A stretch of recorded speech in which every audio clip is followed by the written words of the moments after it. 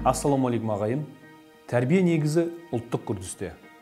Халқымыздың мәдениетті ұлттық ерекшелігі мен қасиеті де қадірлі.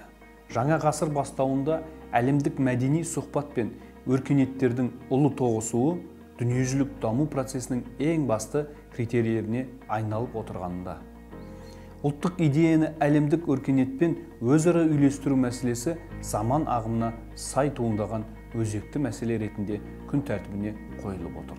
Сондықтан мәдени дамудың шыңына жетіп, өркениетті елге айналу халқымыздың табиғи қасиеттеріне, күш-қуатына, менталитетіне, даналығына, көрегендігіне, қабілетіне және тағы басқа ұлттық ерекшеліктерімен тығыз байланысты болмақ. Қазақ халқының тәрбиелік және тәлімдік ой-пікірлері мен жөн жоралғыларының маңызы мынадай жайттарда айшықтала түседі.